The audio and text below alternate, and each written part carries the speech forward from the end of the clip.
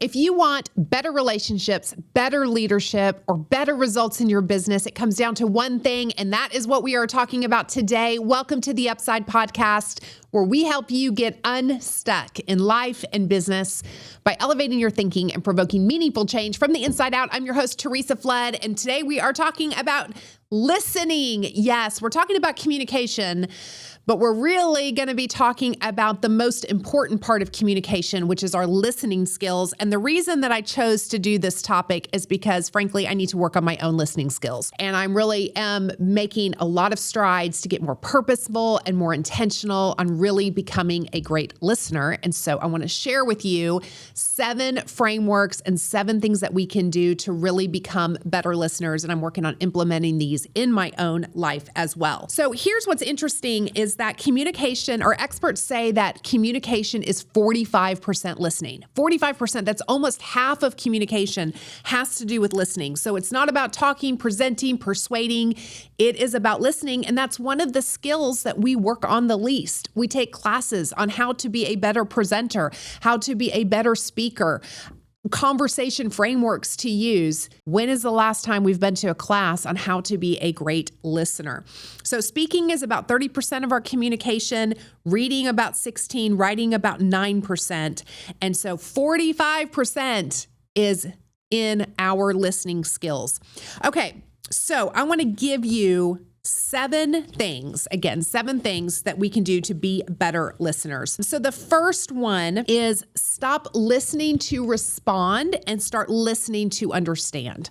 And I think this is so key. I find myself when I'm interviewing guests here on the Upside, I find myself while they're talking, my mind is scrambling about what am I going to ask next? What am I going to do to follow up? And sometimes because I'm so focused on what I'm going to ask next, I miss some of the gold that they're saying and really what we need to be diving into next. So stop listening to respond, start listening to understand. Most people really are just waiting for their turn to talk. They're not listening to the content of what somebody else is saying. They're just thinking about what am I going to say next.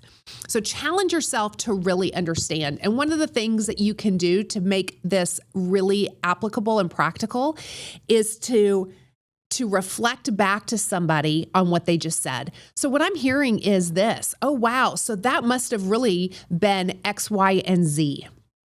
Just understanding and bringing clarity to a conversation so that we know that we've really understood what somebody is saying before we jump in and respond. The second thing is to stay in the moment longer than it feels natural. And this is about the power of the pause. You know, there's a lot of times in communication and conversation where we can allow silence to do the heavy lifting.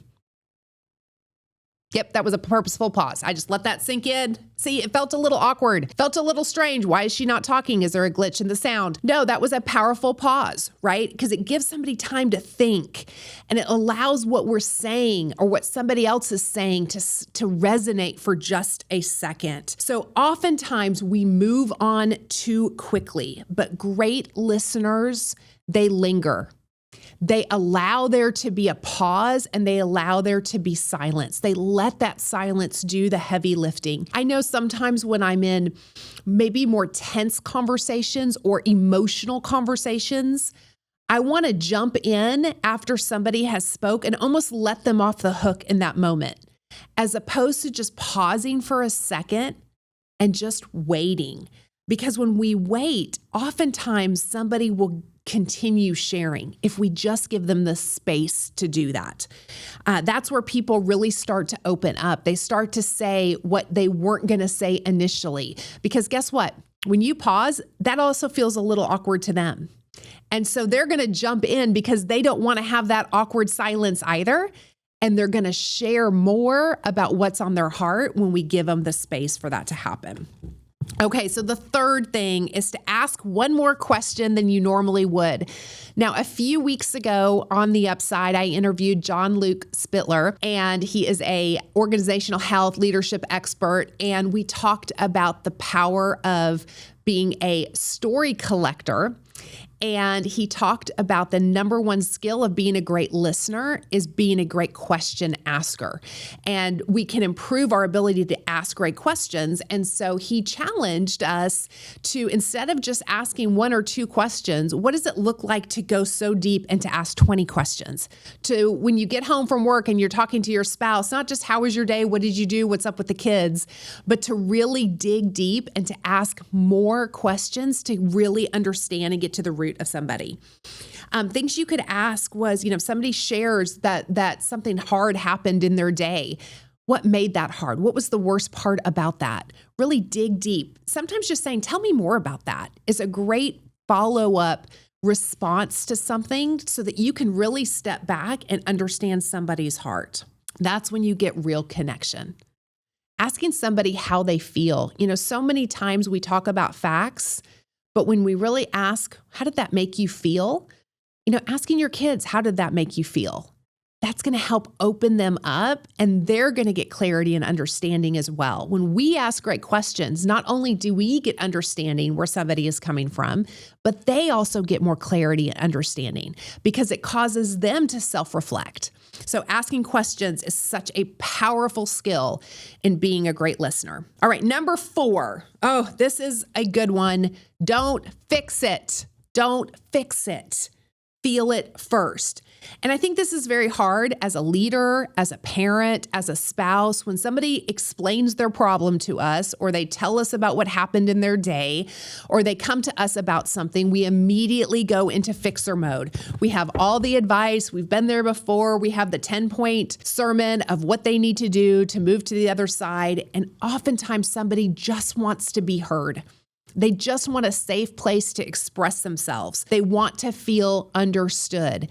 And we immediately jump into fixer mode and we shut them down. I have started asking my kids when they bring me a problem or bring me a scenario or something that happened at school or something that happened with a friend, and I'll ask them, do you want my advice on this or do you just want me to listen right now? And sometimes they'll say, I just kind of want you to listen, and that's okay. And then sometimes they'll say, no, I want to know what you have to say. And then you open the door for that permission for them to really be able to receive that advice. So, number 5, listen for what is not being said. So much of our communication is nonverbal, right? So as a great listener, people rarely say it directly. We have to read between the lines. And by pausing, by asking follow-up questions, not going into fixer mode, all of those things are going to allow us to listen for what is not being said. So pay attention to tone, to pauses, to hesitation. Just because somebody says, I'm fine, does not mean they are fine. So that is your cue when the body language or the tone doesn't match the verbiage to really lean in and use some of the other tools that we talked about. Okay, so number 6 is reflect emotion and not just words. So most people repeat facts. They don't repeat the feeling that somebody said. So for instance, oh, you've had a tough week. Oh, wow, that sounds really heavy. That must have felt really disappointing. And attach an emotion to what somebody is telling you. That allows you to go deeper in your communication and to really listen to not just what is being said, but to what is being felt. And then this number 7, and this is a big one, is remove distractions and be fully present. I am so guilty of this. I am so guilty of having a conversation with somebody and my phone gets a text and I pick it up just to glance at it. And, oh, it's something that I'm going to need to deal with. And I all of a sudden go completely focused into my phone and tune out the person that I'm supposed to be having a one-on-one conversation with. As a matter of fact, Tommy laughs at me about this, and Kirsty, who I work with at the office, laugh at me about it. And they're very, very gracious and generous to me. But it is a completely terrible flaw that I'm working to get better on. My Apple Watch goes off and I get distracted in that moment, sometimes right in the middle of a conversation. Well, how does that make the person on the other side of me feel? Not great, I can assure you. And so by removing distractions, putting the phone away, putting it in the other room, taking off the Apple Watch, making sure that the music is turned off, that the TV's not on, that there's not something around us that's going to distract us so that we can really cue in on someone and listen. So if we want to be better communicators, which is going to make our relationships stronger, it's going to make our leadership better, it's going to make our business, our sales, everything so much better, we've got to become great communicators. And the number one thing is to become a great listener. So as always, join me in this journey of being a great listener. And thank you for listening to the Upside Podcast. Please don't just listen, implement, grab something that you heard today, put it into practice. Maybe take a conversation where you would have fixed it and really ask that person, hey, do you want me to just listen or do you want my help? Take a conversation and take some reflective pauses. Don't jump in and start talking right away. Use some of these frameworks to help you in your journey of being a great communicator and a great listener. And as always, when you invest in your growth every single day, it is going to yield you great returns. Thank you so much for being an Upsider, and we'll see you next week.